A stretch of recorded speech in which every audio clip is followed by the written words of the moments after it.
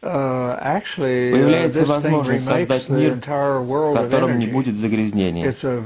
Она создает мир, в котором все политические партии будут иметь одинаковую репутацию, поэтому не будет причин развязывать войну. Это сохранит множество жизней.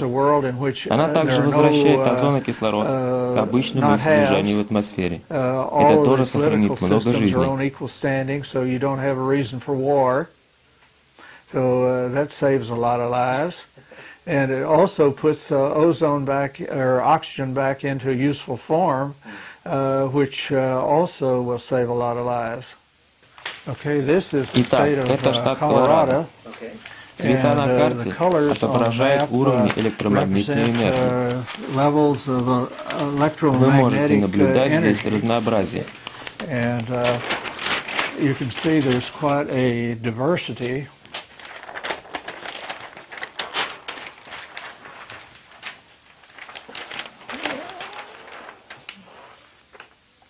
Что означают все эти цвета?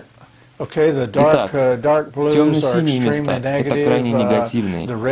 Красные – более низкий уровень негативности. Каждая цветовая отметка имеет разницу в 5000 вольт.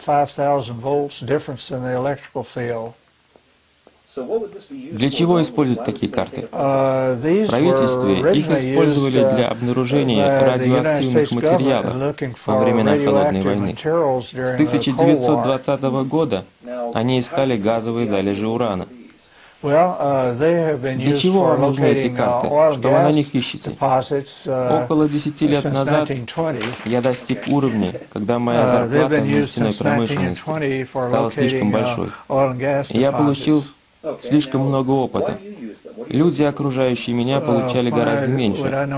И я почувствовал себя неловко. Поэтому я нашел другую работу. About 10 years ago, I had reached a level in the petroleum industry where my salary was too much, and I had too much experience, and the people that were in the company all had less, and they felt uncomfortable around me. So suddenly one day I found myself without a job. Это макет частот, когда мы входим в энергию резонанса. Резонанс означает, что вы перебрасываете электроны. Resonant just simply means that you're flipping the electrons. Такую электромагнитную систему, которую использует Westinghouse и которую можно купить за $11, если захотите купить, и следует с лицензией в Сан-Франциско. Or the exploratorium out in San Francisco, which is they're the people that had it put together by Westinghouse. И как это связано с вашей технологией? Это показывает циркуляцию или частоту, радиочастоту. Начинается все с нулевой частоты в секунду и доходит до гигагерц, и даже дальше. Фил Хансфорд, к примеру, человек, который практически изобрел телевидение, которое мы сегодня имеем. И он сделал это в процессе работы над тем же, над чем работаю я. Он завещал телевидению быть бескорыстным устройством. Правда? Да, диода. И некоторых других вещей. Диод, который мы имеем в основе радио, имеет катод, который является стороной входа, и анод. Электроны движутся от катода к аноду. И в диоде мы имеем альтернативные аноды, которые балансируют таким образом. И если вы имеете определенный вид материала на этих анодах, один электрон выходит отсюда и сталкивается здесь, высвобождает 50 тысяч электронов. Затем идет к следующей стадии, и там при ударе высвобождается 5 миллионов электронов. Затем к следующей 50 миллионов электронов. И потом анод забирает столько-то, и мы имеем 50 миллионов раз больше активных электронов здесь, чем мы имели здесь в начале. Вы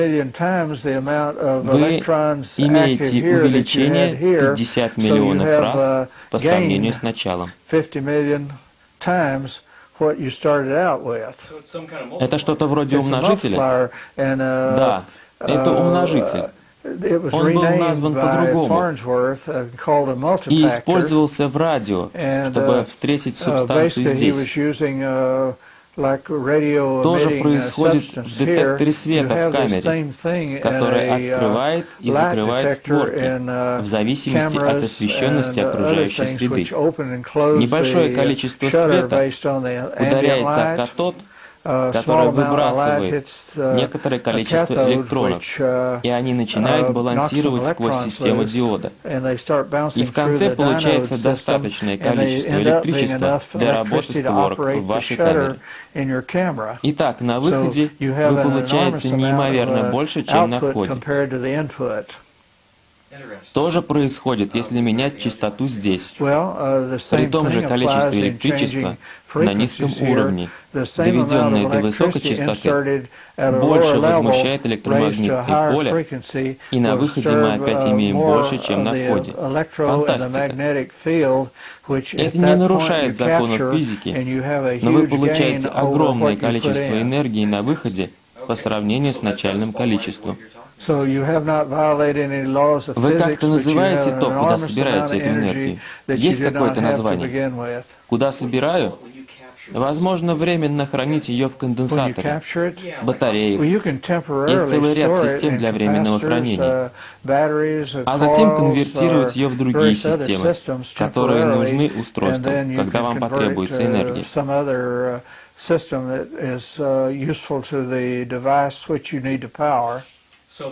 То есть энергия бродит повсюду в диком виде? Нет. Она не просто повсюду бегает. Иногда она высвобождается в форме искр или еще чего-то еще. Устройства, которые я изобрел, которых я изобрел несколько, они все разгоняют электроны. Одно из таких изобретений можно назвать умножителем.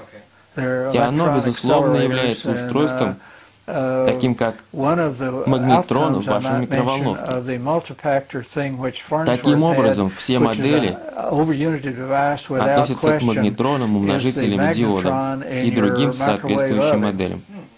So all patents are related to magnetrons, multifactors, diodes, and all related patents are over unity patents. И нельзя это отрицать. Если у человека появляется небольшое внутреннее электричество, мы сразу понимаем, в чем дело. Вы занимаетесь этим уже очень давно. Да, изобретаю, начиная с 20-30-х годов в форме бренда.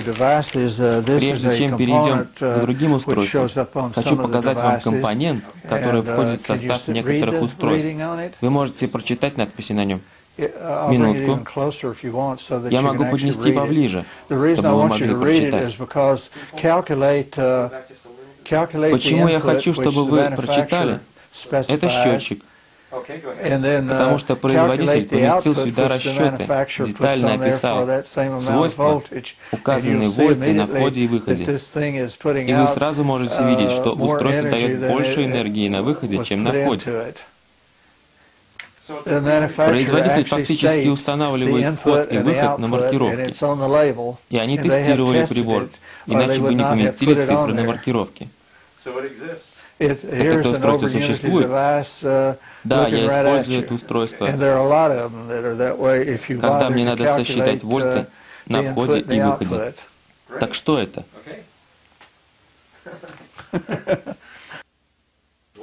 Это одно из многих устройств, которые я сконструировал. Я бы сказал, одно из нескольких сотен. Это одно из промежуточных. Технологии, предоставленные здесь, относятся к преимущественно 1800 годам. И что это такое? Что за устройство? Да, это резонансный генератор электрической энергии. Что он делает? В основном я беру низкое напряжение, 12 вольт, примерно 7 ватт, из батареи, прогоняю его через устройство. Первое, что я делаю, смотрю, сколько у меня вольт получается. Я должен увеличить вольты с 12 до 120. Поскольку я использую батарею в 12 вольт, я должен знать уровень, который может выдержать вся система. Это инвертор.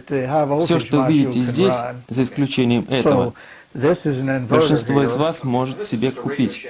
А это и это есть только у меня. То есть вы это сделали дома? Они были специально изготовлены для меня. И что это? Это конденсатор на 10 тысяч вольт.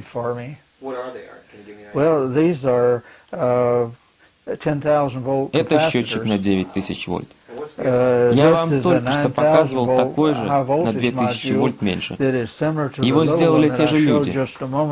Этот на 6000 вольт, а этот на 9000. Это по существу устройство. This is about 6,000 volts, and this is 9,000 volts. This is essentially a solid-state device, and so is this. Что происходит вначале? Начинается все здесь, со встроенной батареей на 9 вольт. Здесь есть провод определенной длины. Поскольку принимается во внимание частота, длина провода должна составлять четверть длины этого провода. Длина, подходящая для 12-вольтовой батареи. Почему так сделано? Чтобы батарея могла перезаряжаться. Если вы можете коммутировать с радиочастотой, с магнитным полем в сфере его деятельности. То есть батарея постоянно перезаряжается. Да, магнитное поле, выходящее отсюда, может перезарядить батарею быстрее, чем она разряжается. Это здорово.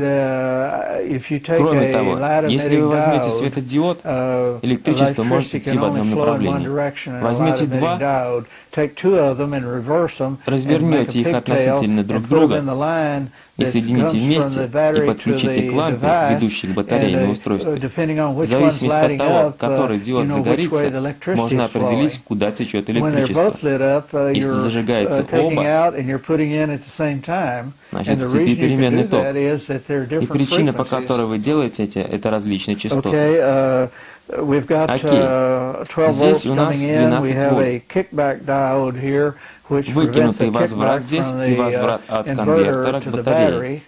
У нас здесь также несколько светодиодов, которые говорят вам, что идет зарядка батареи. We have this pigtail set of light-emitting diodes, which tell you that you're charging your battery at the same time that you're using it. Как только мы проходим эту точку и попадаем в этот инвертор, это и измеритель напряжения, рассчитанный на 9000 вольт, это по существу вариант прибора, который использовал Тесла. Прибор делает то же, что и прибор Теслы. Поэтому, чтобы как-то контролировать поток, ведь мы не хотим использовать все 9000 вольт. У меня тут есть трансформатор для неонных ламп, чтобы контролировать уровень 110 вольт, выходящих отсюда. Я могу использовать все 9000 вольт или любую часть из них. Причина того, что мне приходится урезать количество вольтов, в том, что эта часть не может принять целиком то, что содержится в этой части. Я могу получить гораздо больше вольтов, но мне приходится уменьшать количество. Проще всего снизить уровень на ранних стадиях, когда напряжение невелико, чтобы не повредить оборудование. Затем идем к запаснику высокого напряжения. И здесь у меня только два трансформатора с двумя проводами на выходе. Поэтому я могу взять электричество только с двух проводов и затем соединить их как единый источник электричества. Затем провожу его через ядро, сердцевину L1. Затем обратно в систему. У меня тут конденсатор. Он помогает регулировать процесс.